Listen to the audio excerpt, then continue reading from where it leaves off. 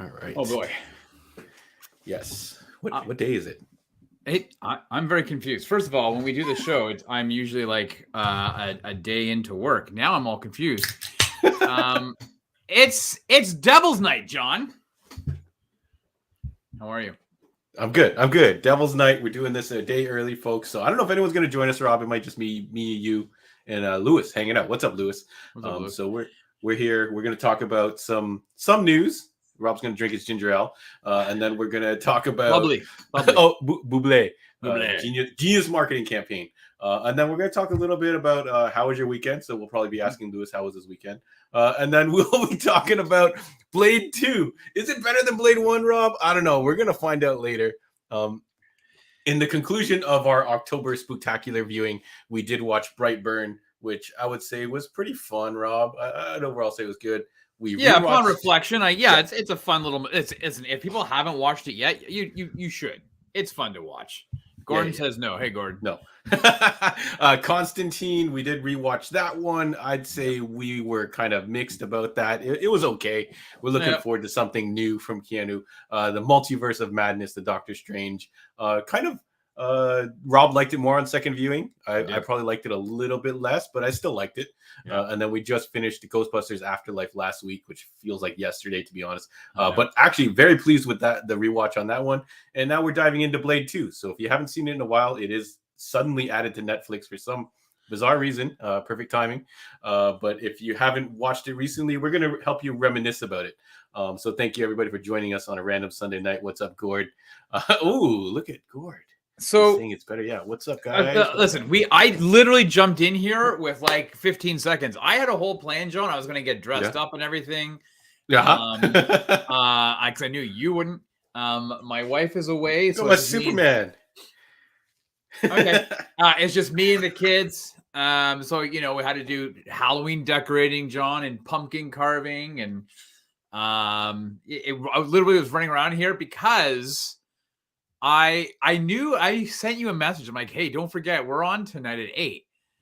But me sending you that message and it going out into like the ether. Yeah. And then doing this now, time went by so fast. I forgot. I was like literally typing up the news right before I jumped in here. So, I don't know what the point of that was. My brain is a little bit frazzled. But how are you? Give Rob a second to catch up. I'm good, Rob. It feels like we still got the rest of the weekend to go, even though we're literally right at the end of the weekend. So thanks everybody for giving us the last bit of your weekend before back to work and Halloween hits. Are your girls excited? I think so. Yeah. They busted out the decorations. I was a little late on that, so they only started putting those out yesterday. I did mine today, so you're good. Yeah. And then I'm literally gonna have to take them down tomorrow night and then bring up the Christmas stuff. Because I feel like you got to get into that Christmas spirit. Do you have anybody in your neighborhood that have already started putting up their Christmas lights? Because when I'm heading to the gym in the mornings, John, the amount of houses that have lights up and running, I'm leaving like just around 6 a.m. and I'm like shocked at the amount of houses. Yeah. That have got Christmas lights up. Yeah, I haven't seen the full Christmas light setup. One of the people in my neighborhood put up these 8-foot tall, like just strips of LEDs around their garage and by their front door, and they leave it on all night, I guess, because just preventative, keep people honest, and it just it lights up my entire like front area. I'm like, what the hell? This is crazy. But it does look nice. It makes it look kind of pimp with these big beams of light. But I guess whatever. Maybe they'll change colors in Christmas time. But shout outs to that, Sarah. I don't know what costumes my kids are going to be in exactly, because we're basically going to have to dig out and find out what pieces we have left of whatever. They did a Little Bo Peep from Toy Story the other year, which was a kind of really weird one. But Rob, if you're going to go out trick-or-treating today, what would you dress up as? You guys in the comments, let us know if you got something on deck that you're going to go out as tomorrow, or you would go out tomorrow. I don't know, man. You know what? I would probably try to do something from like a movie. It's like an old school like movie reference, like maybe like Pulp Fiction or something. Yeah. Just Samuel Jackson, Vincent Vega. But my daughter's going as a zombie bride. Cool. And my son's got he wanted an inflatable costume, but we went on Wednesday to Spirit Halloween, John, and they had a giant inflatable penis. And I was like, and he goes, okay, that's my costume this year. And I said, no. And he goes, yeah, that's what I want to be. And I said, oh, you are a giant dick, but you are not dressing up as a giant inflatable penis. And he's like, why not? I'm like, because I don't think it's appropriate you going trick-or-treating with little kids all around, wondering what the hell that is. If you're going to a Halloween party with a bunch of like adults or whatever, yeah, have at it, but no. Yeah, I mean, admittedly, I was this close to buying it though, John, and for yourself. Yeah. And showing up on your work calls at login. That's right. Yeah. Yeah. Yeah. Like my costume guys. Yeah, I don't know. I always flirt with the idea of making a costume. You know, people get those floor mats and stuff and cut them up into armor and all that kind of fun stuff. I always think I'm gonna do like a Red Hood mask and paint it up and do all that stuff. Never get around to it. So sure. We'll see if that ever happens one year. Rob, I think we should both grow our hair long next year and do the crow. So it's funny you mentioned that, John. I feel like watching that tonight. And I'm trying to convince my son, but he wants to watch A Quiet Place. So I don't know. I might have to watch that with him tonight. But I don't know. It's Devil's Night, man. It's like you kind of have to watch it. I was gonna say I think The Crow has to, even though we've watched it like several times, I think it has to go on the list for next year.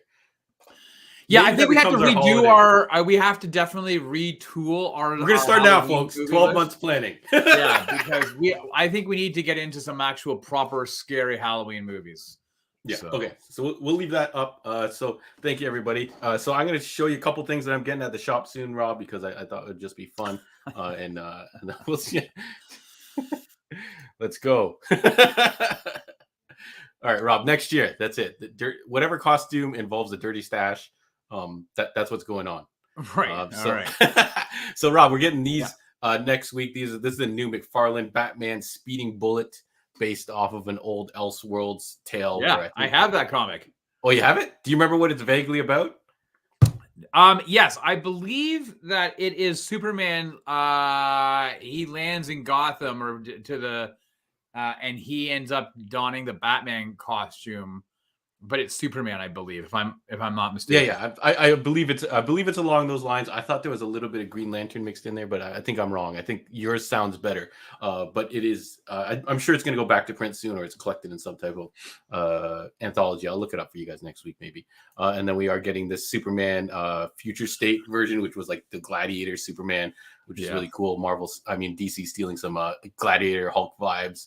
And then they have the new Red Hood the latest video game versions of the Batman characters. They're coming in. I'll have the DC Gotham Knights, right? Yeah. I don't think this is the version from Gotham Knights, but I think it is from the Arkham video game. Oh, okay. I think they're wrapping up that. They're doing a couple more like Scarecrow and all that kind of stuff. Oh, okay.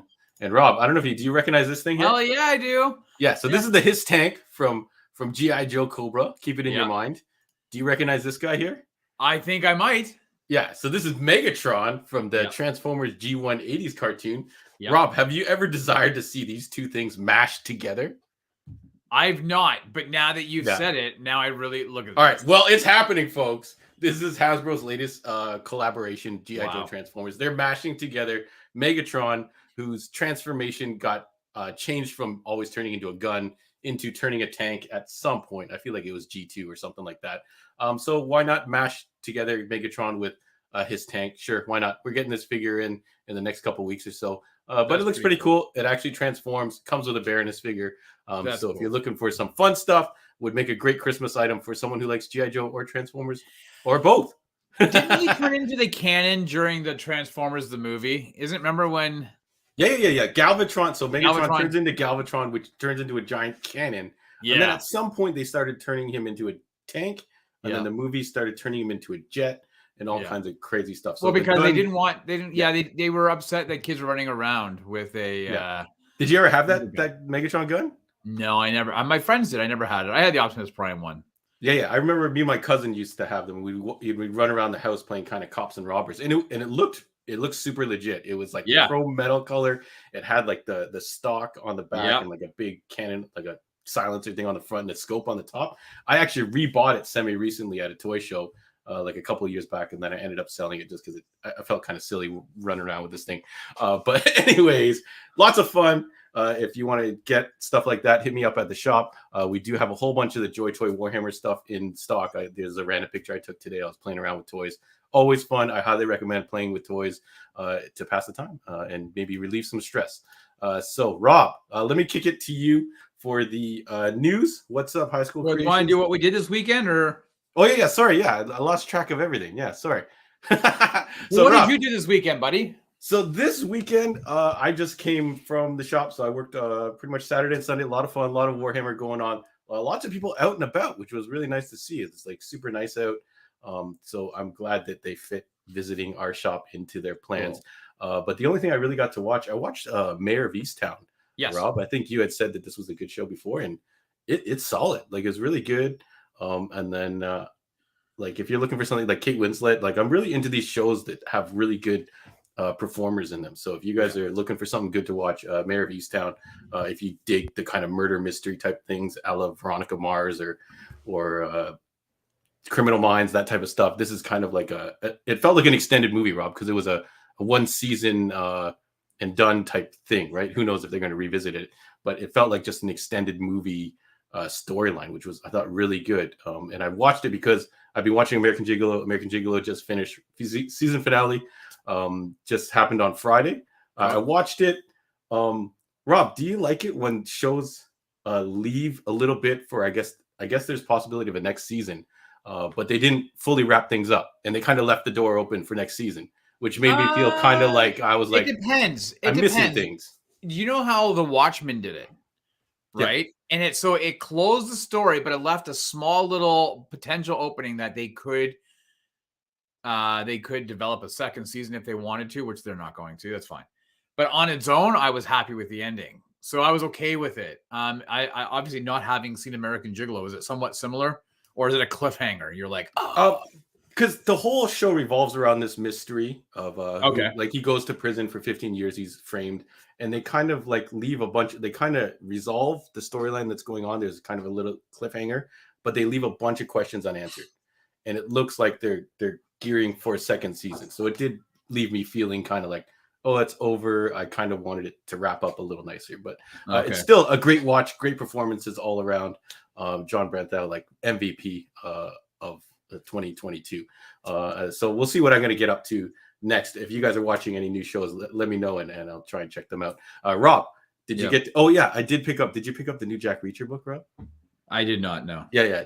Jack Reacher, new book, No Plan B. Not written by Lee Child, written by his brother. Isn't it by him and his son? Something like that. It's a combination. It's not fully written by him. So I started. I'm only a couple chapters in, and it's fun. Jack Reacher is a fun series. It's nice, kind of straightforward book, and I do recommend it. I'm doing it on the audio via Audible. So Rob, what did you get up to? Oh, buddy. So I checked out a TV show that's from 2019 or 2020. It's called Devs. It's on Disney Plus. It was an FX show.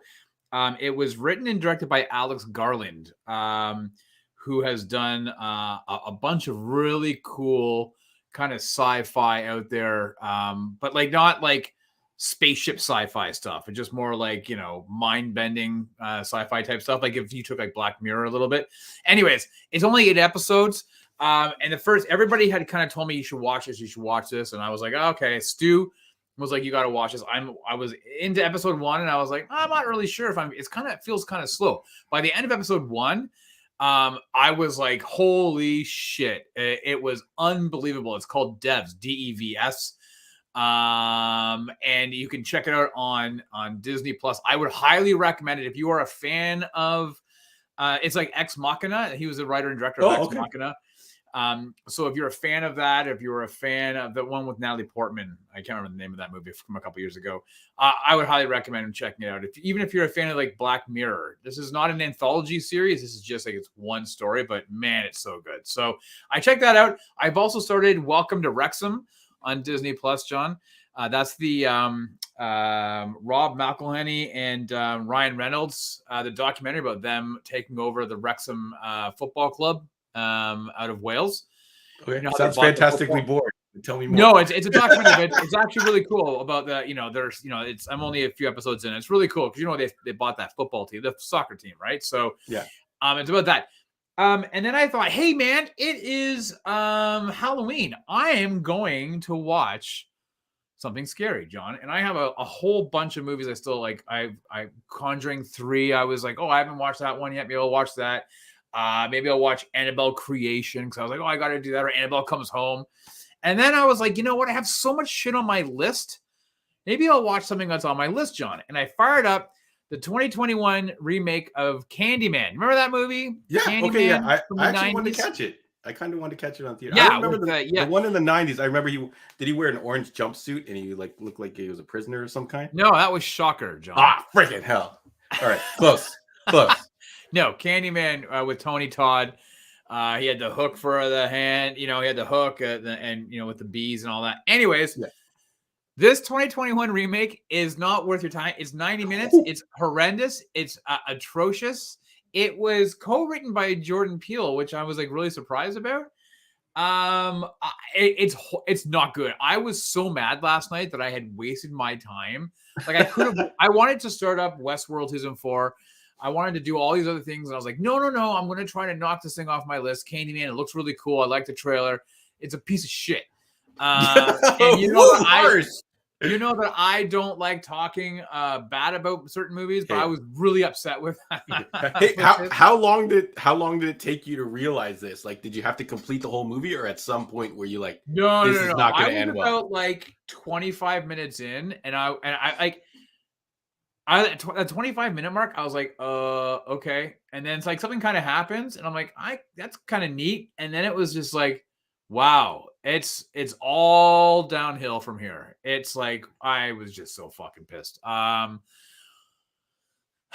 Anyways, John, that was 90 minutes. So like it took me 2 hours to get through 90 minutes. Oh my I'll goodness. never get it back. I'm so mad. Oh man. All right. Our time is precious, John. We say this all the time. Our time is precious. We don't have, when you have 90 minutes, you want to make sure you make it count for something. Yeah. And unfortunately, it counted for nothing.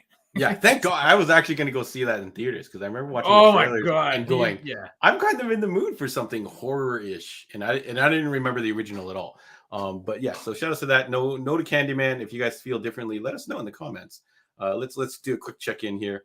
So Fraser says him and Lewis saw Black Adam. I actually did see Black Adam yesterday. I completely forgot. So review for that coming up soon. But let me know what you guys thought. If you guys recommend it or not. Rob, you saw Black Adam. Do you recommend it or not? Oh, yes, I do. Yeah. Yes. Okay. I just saw it last night, and I do recommend you go see it for yourself. And our review is incoming for that one. And I also did see both of these fools at the shop. Lewis came and picked up his giant transformer. I don't know if Fraser stole it from him or not. But thank you guys for dropping by. It's always fun to see you guys in person. Let me see. Steve's talking a little bit about the news. We're going to talk about that news later on in a second, Steve. More Fraser's also talking about the news later, so maybe we should get to the news. Let me see if anything. Gord wants to know if that was the one in the apartment block. If you're talking, yes, it was. It was the one in the apartment block. Yeah. Sarah says she watched Cabin in the Woods, which I think was on my kind of short list for horror movies, right, Rob? I don't remember. Sure. You son of a bitch. What's up, Rule? We're tuning in from Conquest Racing Club. If you guys want to watch some awesome slot car reviews and racing, check them out. Apartment. Let's see. Lewis says he enjoyed Black Adam. Another recommendation for Cabin in the Woods, Gordon. And Fraser's gonna put Black Adam as his number one of the new DC movies. All right, we're gonna tuck that away. We're gonna talk about that after we hit up the review. I don't know if there's anything else we want to talk about from the weekend, Rob. I know we're not even finished technically, but thanks everybody for sharing. Cool. And then Rob, let's get to the news since some people are already talking about this stuff. All right. Let's go, kids. I originally only had a couple of news items, John, and then I forgot about the biggest one. We'll get to that later. First up is that long gestating Green Lantern show that was being developed for HBO by Greg Berlanti, the godfather of the Arrowverse. Now, the series was a focus on Guy Gardner and Alan Scott. Two actors had been cast in these roles. The show was being written by Seth Grahame-Smith, who had actually written all 8 episodes, John, of the first season. But like a fart in the wind, it's gone. The show is being redeveloped. The scripts are being tossed out. The actors have been let go. Grahame-Smith is out. And now the show is going to focus solely on Jon Stewart, Green Lantern. Now, and obviously Berlanti is still developing this. No idea as to when this show will ever get made. But John, are you happy with this big retooling that they're going to do on this HBO show? Is Tyrese playing Jon Stewart yet?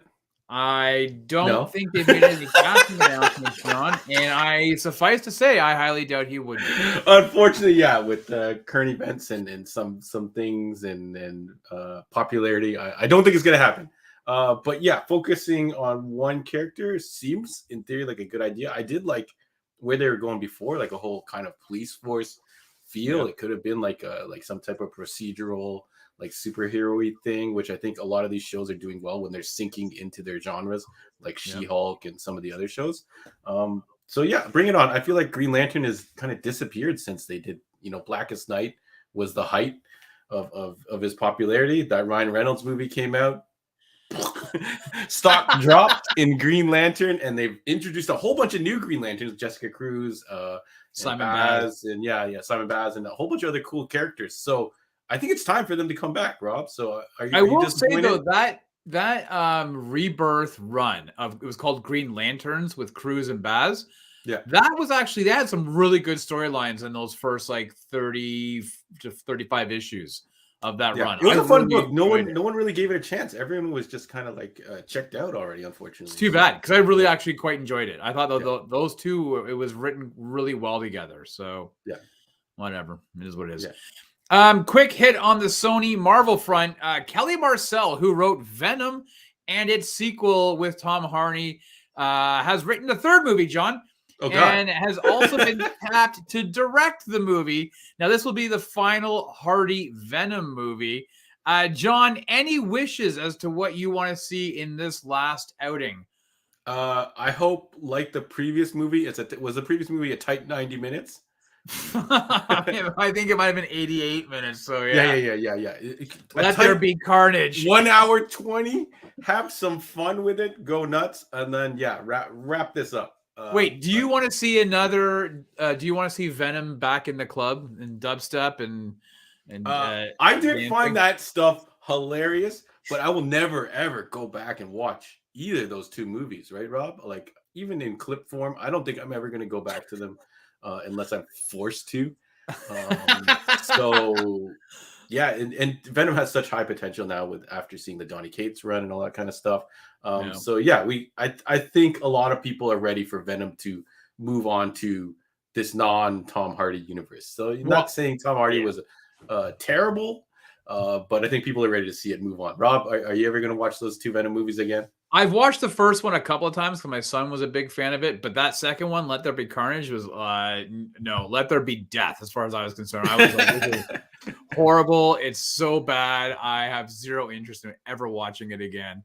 What about if you had to choose, Rob? If they could stop the Venom franchise or stop the Morbius franchise, which one would you choose?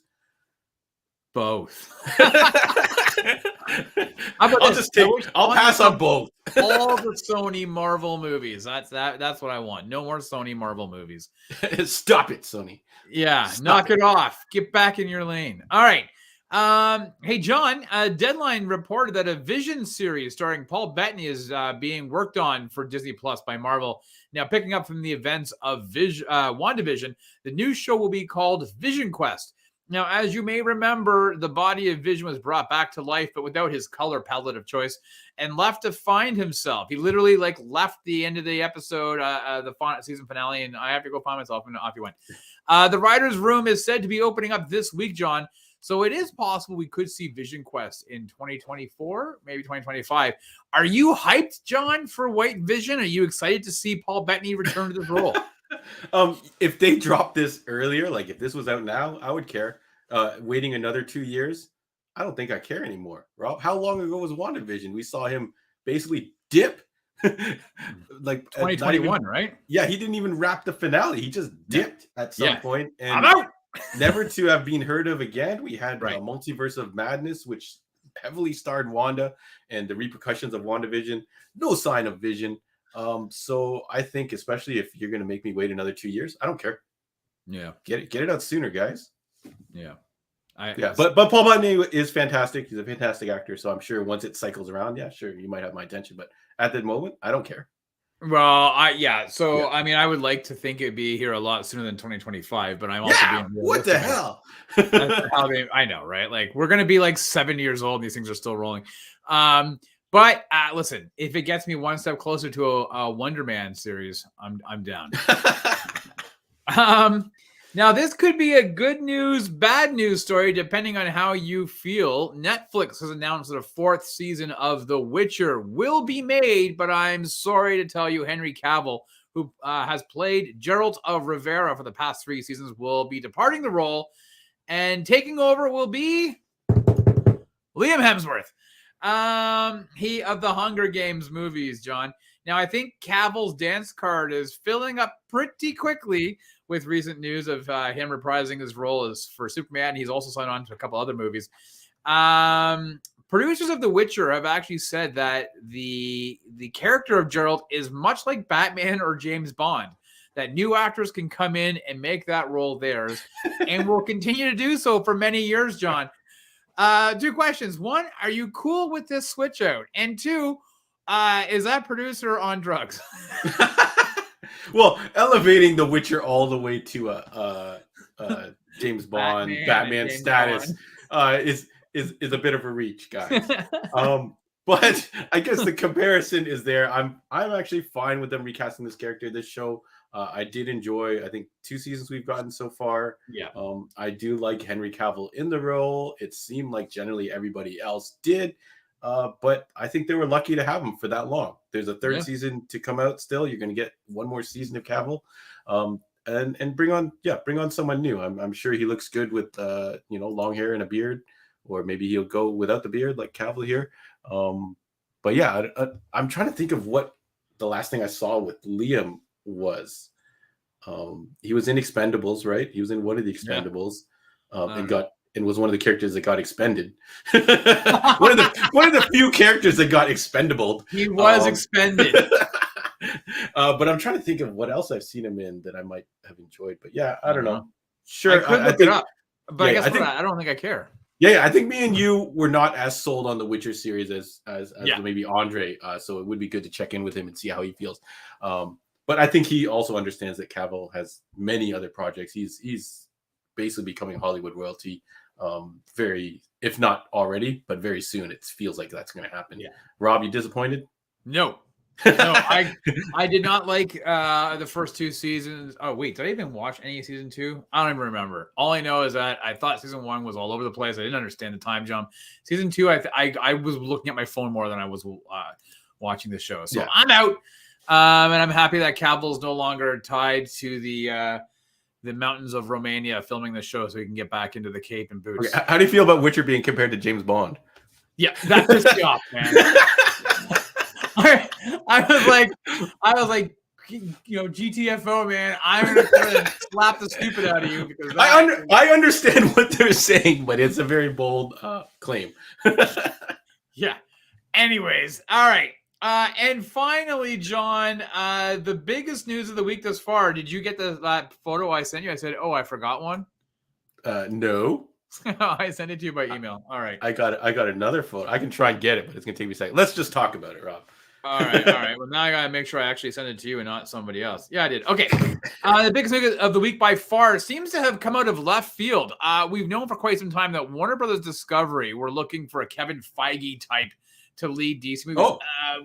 As we know, David Zaslav cleaned the house, got rid of Batgirl, shut a whole bunch of stuff down, all the animation down, yada, yada, yada. And he's like, we need to find somebody who can steer the good ship DC to get these characters back to where they need to be. That got us excited, but, we've been, football and Lucy before. Well, it looks like they found 2 people to fill this Kevin Feige type role, John, and their names are going to sound incredibly familiar. It's one, Mr. James Gunn, and Peter Safran, who are going to be co-chairs of the newly titled DC Studios. And that's they're going to oversee movies, TV, and animation of their DC properties. DCS. That's right. Better than DCEU. Now, this position will last is only for 4 years. Obviously, things could change. They could re-up in 4 years. Gunn is still going to be able to make and produce his movies for Warner's. We know he's tied to Peacemaker 2. There's the rumors of Amanda Waller series for HBO, and he said he's working on a top secret DC project or a movie right now. Safran has produced some of the biggest hits for Warner Brothers, including the Conjuring movies and the last few Gunn movies at both DC and Marvel. It's been reported, John, that these guys have actually been doing this job kind of unofficially since July, that they've been very heavily involved in the post-production of a number of these movies, including The Flash and Aquaman, and been involved in some other things. Now, we know that The Flash just did a 1 day or 2 day pickups just like 3 weeks ago with Ezra Miller. So you got to wonder if Gunn and them are really involved in that, if that was on their direction. When it comes to Todd Phillips' Joker 2 movie, that will not be underneath their purview. That's outside of this DC Studios. Matt Reeves' The Batman sequel is gearing up, and it appears that they may not be involved under this DC Studios as well. So that's fine. Could they have been? If it's not broke, don't fix it. Right. So maybe that those are separate entities. Fine. But everything else going forward, it appears they will be underneath the tutelage of Gunn and Safran. And they may have also been the ones that had a hand with The Rock in bringing Cavill back to Superman. So, John, how are you feeling about this? Because this was huge news when it broke last week. Like, it literally broke the internet. People were going crazy for it. And for the most part, really positively. So what are you thinking? Yeah. I think I'm down. I think one of our favorite shows of this year was probably Peacemaker, which Gunn was heavily involved in, if I'm not mistaken, right? He didn't direct every episode, so he was probably overseeing. Gunn he wrote all of them. Yeah, he wrote all of them. I think he directed a bunch of them, not all of them, but that's kind of a little taste of, I guess, what he could do. And I think that's the pocket that DC is trying to copy. That is basically Marvel-ish mixed with Deadpool, the whole Peacemaker feel. Right. So if that's what they're going to do and reunite this whole thing, sure. He produced 2 hits for them at least, right? Directly. And because everything else you say is rumored to, they were like kind of in the background controlling. But the Suicide Squad, big hit. Peacemaker, big hit. And then, of course, you leave everything else alone. Yeah. So Steve wants to know if this is a Zaslav move, which surprisingly, yes, it is. This is the same guy who, again, got rid of the Batgirl movie completely. And is also, we can tie back to the first story about the Green Lantern series. They got rid of all that as a tax write-down. That was the main purpose of that. So, yeah, Zaslav did make this move. They were also talking to another individual. I can't remember his name off the top of my head, John. It was an individual back in the summer we had talked about. Dan Lynn, I think, or something. Anyway, he ended up passing on the role. He's like, no, I don't want it. But while they were talking to him, they were having some really serious conversations with Gunn and Safran, because I think they knew they needed to have a backup plan. And the Black Panther Wakanda Forever premiere, Kevin Feige was asked about it, and he said he was really happy for James Gunn, that James had called him before the news had come out to say, I'm taking this role. And Kevin Feige said he'll be the first in line, to buy a ticket to whatever movie these guys will be working on going forward. So listen, man, you know me, I'm a DC fanboy, John. I got excited when I read this. I was like, oh my God, this is crazy. I was like, we're finally back on track. And I feel like I keep saying this. I feel like I keep saying the same thing over and over again. But I feel like I have like really like a hopeful spring is bubbling within me, John. I'm It seems like you're on the right track. Some people might ask why these two guys, why Gunn, why such a name? But maybe you need someone with enough clout and name to kind of be able to go put their foot down and go, this is the way it goes, instead of these guys. I think we've always made the analogy, too many hands in the pie or whatever, like the studio going, hey, add Joker, add Batman to this. Oh, add this to make it. You need to have someone that kind of has a little bit of clout or a little bit of, I guess, almost fame, like to be able to go, no, that listen to me. I've done a bunch of stuff that worked. You're not inserting random character into this movie to sell whatever. So yeah, I think it's a good thing. So I'm looking Well, forward to it. you have Gunn's got the creative flow behind him, and Peter Yeah. Safran has the business side, right? Like he's the money guy, he's the business guy. He knows how things. Yeah, I am going to get Charlie Brown. You're right. So I think having it, those two of them working together, I think is a really good idea. So I'm excited to see what happens. I'd be very excited to find out what movie will be fully theirs underneath this new DC Studios, because again, the Flash is already done, aside from a couple little pickups. Aquaman's is all done. I think now they're just doing visual post-production, which will take a number of months. Shazam's in the can, we know that. So all of these movies that are coming out in 2023 are all pre-DC Studios. Now they might call it DC Studios, but it's not under this moniker. I'd be interested to find out what's their new stuff. What are we going to get? Are we going to get a Man of Steel 2? Are we going to get So it's got me all excited, man. I'm giddy. Yeah. All right. So looking forward to new DC announcements. We'll probably start seeing some stuff trickle in. So if you guys haven't already subscribed, if you're tuning in for the first time, we try to hit up all kinds of fun stuff like that. So stay tuned. I think that wraps it up for the news, right, Rob? Unless you got anything else you missed. Heck no, man. Last minute. All right. Thank you, everybody, for sticking with us. So we have covered your weekend. Thanks, everybody, for sharing with us. We've covered the news. Thank you very much, Rob. And we covered a little bit of what's going down at the store, some new releases. So hit me up if you're not following us on socials, Heroes World Online, on the Facebook, Instagram. You can message me through any of those means, and I'll see if I can set you up with what you need. But let's go on to our movie. So the final movie of our Halloween, and the reason why we're doing this on a random Sunday night, is Blade 2. So we have often come to blows or debate when we talk about Blade 1. Some people like to say Blade 2 is a better movie. So we're going to dive into that. But Rob, did you grab a breakdown summary of what happened with this movie? All right, here we go, kids. Coming out 4 years after the first movie, Blade 2 dropped March 22nd, 2002. Picking up the directing duties from Stephen Norrington is Guillermo del Toro, who had only 3 movies under his belt before helming Blade 2. One of those was the movie Mimic. John, did you ever see Mimic? It's quite terrifying. I did. That Maria Sorvino? Yes. Yeah. We should add that to the list. Done. Like the first movie, this one was written by David S. Goyer, who did go on to write and direct the 3rd installment. But John, we're not going to mention that movie again tonight, I hope.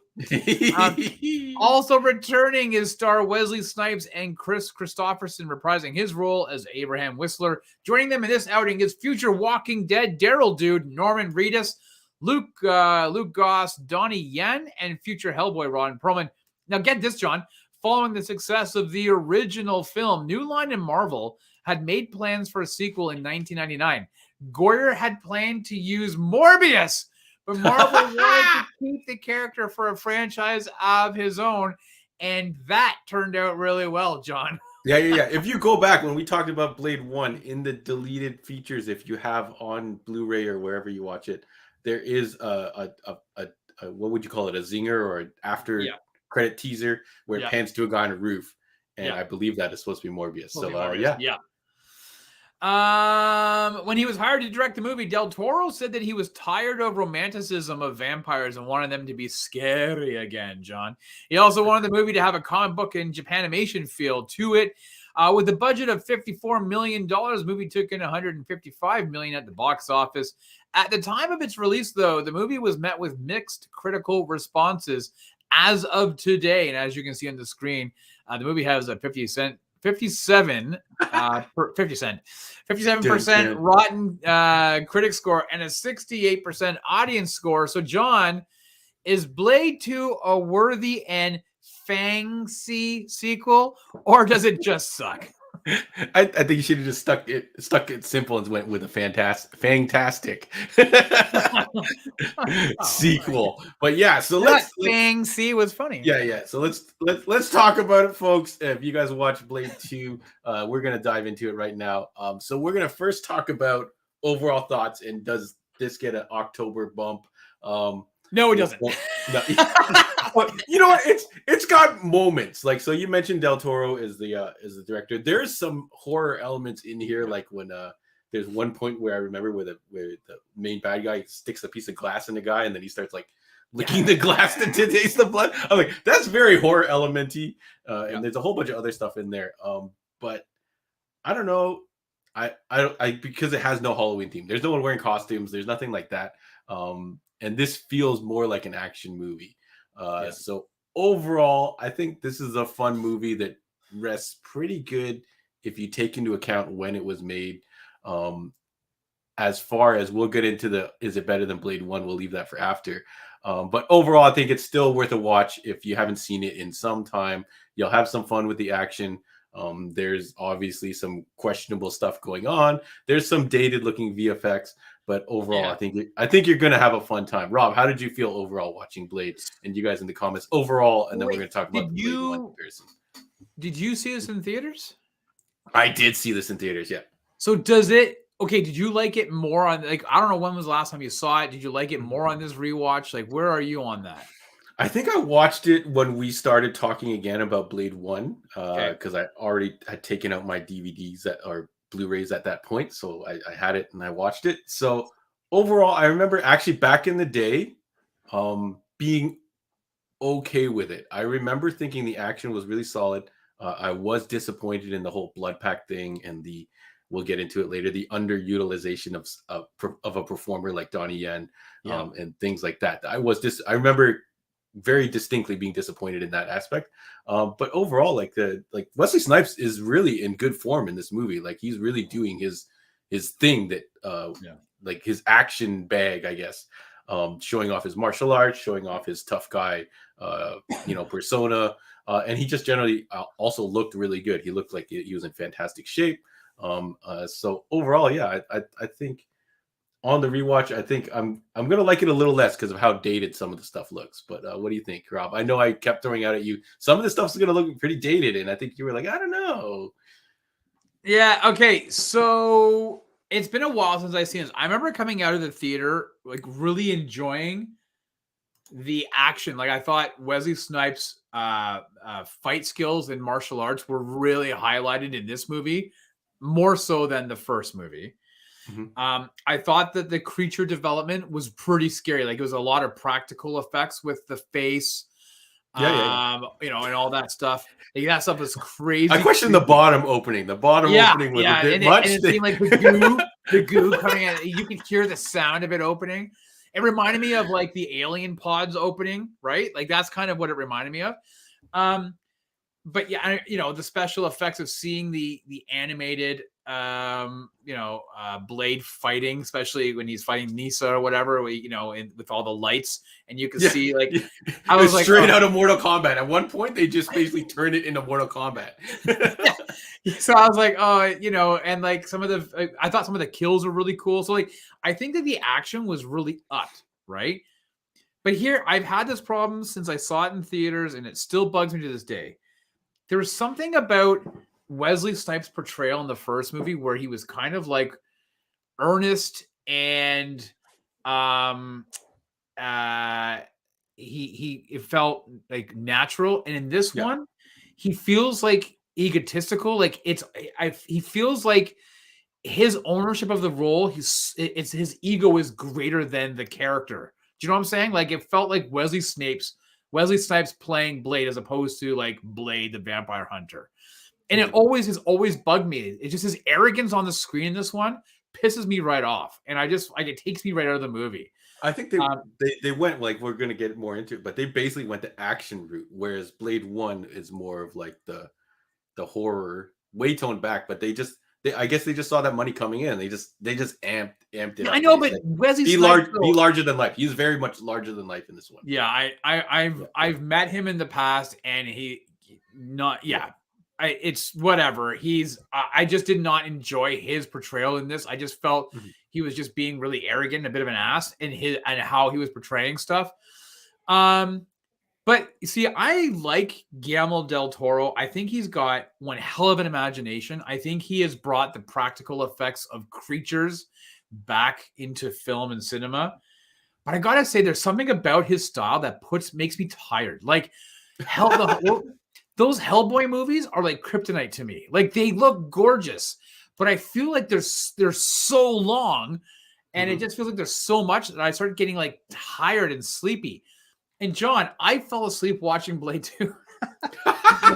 Rewatching it, I completely passed out. It drags. There's some the scenes where there is not action going on, where it's not Wesley Snipes destroying like a row of dudes. You have to almost watch it at one, and I did at some points. I turned it to like 1.25 speed or 1.5 speed. I'm like, come on, keep it rolling, guys. Like, come on. Yeah. But yeah, no, I totally hear you. So let's go into, since you already kind of touched upon it a little bit. Is this better than Blade 1? And I think I was the one who stuck firmly to Blade 1 is a better world building, theme, feeling movie, overall feeling movie. Rob, how do you feel about Blade 2 versus Blade 1? I'm really conflicted because I like Blade 1. I think it's concise and tight. And it has that bloodbath scene. You like nothing in this movie compares to the bloodbath scene, right? Yeah. The opening, right? The opener, right. Yeah. But it has Steven Dorff. I like him as a bad guy though. And Deacon Frost. And and this movie, Blade 2, has way more action and a lot more cooler scenes and visually stunning. But it feels super long and, like you said, drags. And so I'm really conflicted. I think I'm going to say that Blade 2 overall is a much better movie. Is better than Blade 1. However, Blade 1 is more fun. Do you know what I'm saying? No, I don't. Blade 1. So I'm going to get into it now. Blade 1 is clearly better.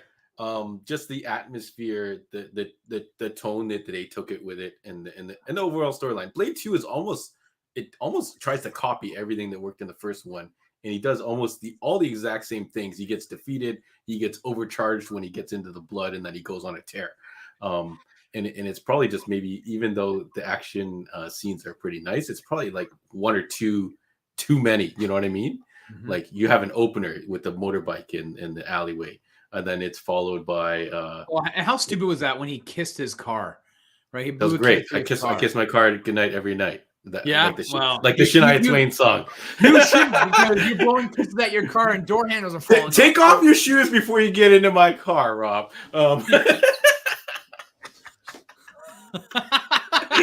But it's like action, because I was gonna be like, oh, what action scene do we pick? There's a whole bunch of them, like so many of them, and then he fights in the thing. So it's almost like they tried to cram too many into this, and didn't do enough story. And even like I complained about the Donnie Yen character being underutilized. He basically dies off screen, and you never see him again. You know what I mean? Right. Yeah. And he had some of the best fights in the movie, but I guess maybe they were like, oh, this is too much, get him out of here. And I know he did participate in a lot of the other scenes, but you guys let us know what you guys think, if you think Blade 1 is better than Blade 2, or if you're a big fan of Blade 2, because I know a lot of people always bring it up when we talk about it. So since you brought up Blade 1, how about the music in this one? I know Blade 1, the soundtrack, huge splash, I guess, in the culture, I guess you would call it.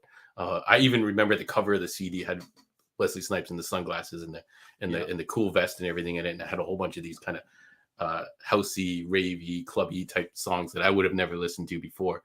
But how do you? And this one had the kind of the old school bump bump bump, like the weird 80s movie kind of like music themes. It did kind of date the movie a little bit.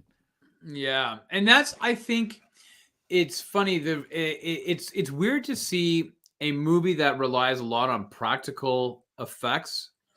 Yeah. Also, then so heavily rely on special visual effects that I think it suffers now looking at it. And that's just time. I mean, if you look at The Matrix Reloaded, which was the second one, right? Like all of those Agent Smiths and all those Neos fighting look horrible. They look like bendy figures, right? Like, it doesn't. This is the problem when you rely so much on these visual effects stuff. Practical effects, they last, right? So, so much so, all the fights in Luz is going to bring this up. Donnie Yen was the stunt coordinator, yes, but he was actually really he gets to do one of his patented double kicks to a character, and they could have used a lot more of that. But the scenes where it's practically fighting look great, like him versus I forgot what's the main bad guy's name, the brother or whatever. They're fighting on top of this beam. Yeah. And it looks really good. I don't know when that other guy was established that he's like a martial arts expert as well. But it was kind of funny to see they're doing all these very crazy, intricate moves versus the scenes where they use the CGI, which was in front of the lights, and some of the other scenes where Wesley Snipes would go flying through the air like Spider-Man, and contort and twist in all kinds of ways, literally straight out of Mortal Kombat 9. So I don't know. Yeah, I mean the music was okay. It was all right. It's a product of its time though, right? Like, yeah. All right. So Fraser says Blade 1 over 2. Thank you for agreeing with me. I think Gordon also says Blade 1 as well. Yeah. Blade 2. I think Blade 2 is better, like ice skating uphill. There's a great line in this one where Wesley Snipes is in the sewer and he's like, these guys don't know who they're I think the one swear word in the whole movie, maybe, or whatever, who they're effing with. And I was like, that's a great line, and I'm surprised it's not played more when they, I guess because the curse word. But anyways, Rob, what did you think of them bringing back Whistler? Yeah, sure, why not? he seemed pretty definitively dead in the first one. Yeah, and then they just bring him back. I think they needed him. Unfortunately, the Norman Reedus, like, it must have been pretty early in his career. He's pretty. Is he not pretty bad in this movie? Yeah, well, he had done Boondock Saints before this, I think, and Boondock Saints, that should be on the list too. And a couple other things, but yeah, as Scud. Yeah. Yeah, I don't know. I was going to label it as a betrayal most obvious. Yeah, no kidding, right? It's so poorly done, I feel. I think they brought Whistler back because people really liked his character in Blade 1. Yeah. And they were like, oh, we have to have that magic again. Yeah. Well, it's almost like they wrote him as an after. Like, they kind of, they totally just slid him in. It didn't really fit. Like, they could have cut him out and it would have been fine. You know what I mean? But yeah, I enjoyed seeing him. He's a cool character, right? Yeah, but then they wrapped up his storyline really quickly. Like the whole, like he was being held hostage by vampires and kept in a tank, and that he was a vampire himself. And then all of a sudden they gave him these dry. Well, I was like, what the hell is happening, man? Yeah. And the scene where Blade shoots up his serum, when he starts shaking in the chair, it looked so put on. Like, remember when he did it in the first movie, he looked like he was in agony and pain. Mm-hmm. And this one, he's just like, oh. And I was like, dude, you're like, and no one's gonna lock the door. Yeah, nobody locks doors. This is like my most vulnerable moment. I'm gonna leave the door open for this girl to just walk in and see me, seruming up. Yeah. Let me try and see if I had any other notes. Yeah, VFX versus the stunts. Yeah, music. I don't know. Do you have any other thoughts on the cast? Like, this was a pretty star-studded cast, but people early in their careers, maybe. Well, Ron Perlman not so much because he had done a lot, leading up to this. So it's kind of cool to see Ron Perlman kind of rejuvenated after this movie. But yeah, I don't know, man. It's weird because it's a Guillermo del Toro movie, and there's moments where you're like, we talk about it, and I've talked about it, like his creatures and everything else. Yeah. But then it feels like it's such a Wesley Snipes movie. Like, it's a lot. I feel like it's two different movies happening in this, right? Like, it's two different. I would have never known it was him directing when just watching it. You know what I mean? Like, yeah, you're right. It's Wesley Snipes action movie. Yeah, you don't think of who directed said Wesley Snipes action movie. No, because who directed Passion 57? Fuck if I know, right? Yeah. Like, couldn't tell you. Generic late 80s, early 90s director. What was that? Terminal Velocity? No idea. Drop Zone. I'm trying to remember who directed. Oh wait, was it Drop Zone or was it Terminal Velocity? Drop Zone was the one where he's a parachuter. It has Yancey Butler in it. Okay, so what the hell? Which I watched a million times back in the day. Maybe Terminal Velocity, I think, is Charlie Sheen. No, you might be right. Christian Slater. Is it not? Oh, is that it? No, I think it's Charlie Sheen when he was in his action bag for a second there. But yeah, you're right. It is Charlie Sheen. Let us know what your favorite scene was. There was many an action scene in this movie. So I don't know. It's hard to pinpoint because there's so many. If I had many. if I had to pick one, I'm trying to think.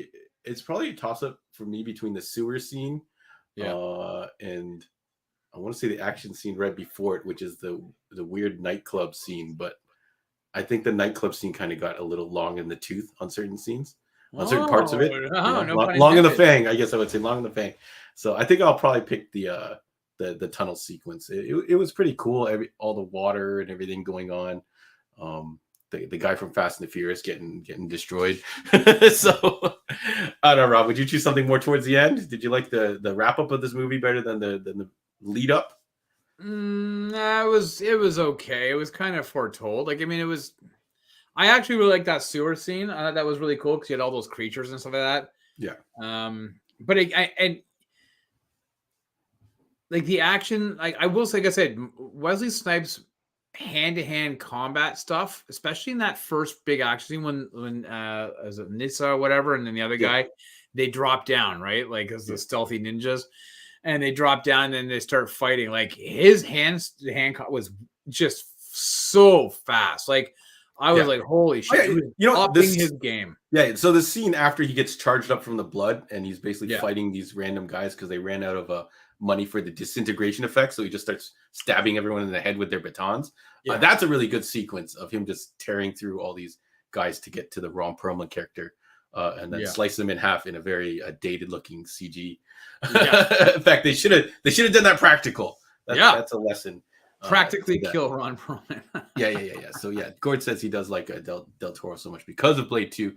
If you guys haven't watched Troll Hunters, which is Del Toro's kind of animated show, it has a very much Hellboy feel. But if you like his world building, 100% watch that show. It seems for kids at first, but it really goes down this path that is really. Well, he's got really that new show on Netflix now. Cabinet of Curiosities or something. Yeah, so they dropped 3 episodes. It's like horror themed and stuff like that. So So Gord says the blood bank scene. I think I actually would change my answer to that one. I think it was a really good scene. And then he does like the suplex, which I feel like everyone's like, whoa, they're putting wrestling moves in Blade now. And you're like, oh, that's cool. Yeah. I'm glad they didn't put wrestling moves in. I hope they don't put an actual wrestler in Blade 3. They did some funny stuff, like that final fight. That one guy, like the main vampire, lifts his hand in the air and he kind of goes like this, and then they zoom in on all his fingers, and then he goes like straight out of WWE or whatever. But that was a funny scene. So it looks like most people are on board. They like the action stuff. There's not really going to be a dramatic scene that we're going to pick. No. So Rob, as we wrap up Blade 2, if you guys got any last minute comments, drop them there. But I want to ask, do you want to see Wesley back? Nope. Do you think Wesley deserves a cameo or not even a scene?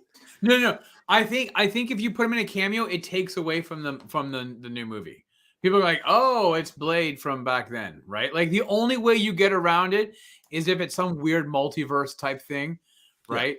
But it has to be very like on the nose. Like this is a multiverse.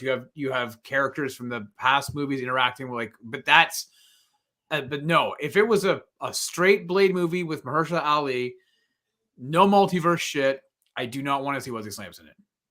It'll take away from the movie. You'll be like, oh, there's the guy who played Blade. All thoughts on the new Blade movie aside, because we've already heard there's issues with that. I would like to see Wesley Snipes dust off this costume, pull the charger out of storage and all that kind of stuff in some capacity, somewhere, somehow. Even Halloween if it's party. even if it's just for like a cameo in some other movie, maybe. Right. Or even just for like a quick commercial or some other just kind of throwback or photo shoot or something like that. I would like to see him don this look. Like this Blade look is really good. You know what I mean? With the tactical vest, the trench coat, the sunglasses. Rob, I remember back in the day, this is before the internet, you could just look anything up on the internet. I remember going on message boards trying to figure out where those sunglasses were from. That Blade wore, and I'm like, I'm not going to wear them at night or anything, but I just think they're cool sunglasses. They were cool. It was the same as when the first Matrix came out. We all wanted that Nokia phone. It slid down. Like, why we want those? Yeah. Oh man, yeah. So shout outs to those Blade sunglasses. Maybe one day they'll come back in style. But so Wesley Snipes, Rob is not on board. I think you're right. They do have to distance it from whatever the new movie is. Otherwise, it's going to be too distracting if he plays some mentor character or something like that. But I would like to see him don that outfit one more time. So yeah, shout outs to that. I think that might be all we got for Blade 2 for you guys. So thanks for giving us your Sunday evening. It's an offer us. A Sunday evening is bizarre for us, but it was fun. Yeah, fun. And then I hope you all have a really good time trick-or-treating out tomorrow. If you guys got any more comments, get them in now, and we'll try and cover them quickly. But Rob, we don't have a plan for next week, do we? No. No. We're too busy planning next year's Oktoberfest. Oh my god! Yeah, no, we got November is now upon us, John. I have no clue. But listen, stay tuned to our social medias. We'll probably have something up in the next 2 days, right, John? We'll figure it out in the next couple of days. We'll try and figure something out. Shout out to Shia. Oh, I love you too. I'm trying to think what we could watch. What we could revisit. We have to do something that we haven't done before because Stu is like, stop doing stuff we've already reviewed. Yeah, okay. So if you guys have got suggestions, hit us up. We will try and figure out something next week, or we'll just hang out with y'all. Yeah, I feel like there's a bunch of movies I was like, oh, we got to watch this. We got to watch this. This is coming out, and then now, freak if I can remember what the hell it was. So maybe we'll just, I don't know. We'll see. We'll see. Anyways, maybe we'll start some type of Christmas Hallmark thing. What the hell? So November themed. Lewis, I'd like to know what your November themed movies are. Is it not a movie called something November? Red November? Or am I thinking Red October? The Hunt for Red November. Yeah, The Hunt for Red November? Is that no, it's Hunt for Red October. It's got Sean Connery in it? Yeah. Hunt for Red October. They didn't call it the Red November. That'd be pretty funny, though. That'd be pretty funny. Well, okay, I don't know what November. Yeah, something with seriously something with mustaches and stuff. We always put down that we're gonna do November, but I don't think my wife's gonna allow it. I can't grow anything, so maybe we should do Top Gun Maverick for November. We've already because I'm not gonna get yelled at by Stu again. Okay, maybe we'll watch the Guns N' Roses video for November Rain. Or I don't know. Rain. Yeah. What's in November? You guys got November themed movies. You hit us up with those. We're keeping you too long. Thank you very much, everybody. Thank you, Mr. Rob. Thanks, please enjoy your trick-or-treating. Everybody stay safe out there. And have your parents check your candy before eating it, right? Yeah, well, get your parents to eat it. So Rob wants all the candy is what he's saying. Nah, I'll give it all to you, John. Oh man, thank you, Rob. All right, guys, some appreciate it. Thank you very much, folks. Thanks for hanging out. Happy Halloween, everybody. Yeah. All right. Peace.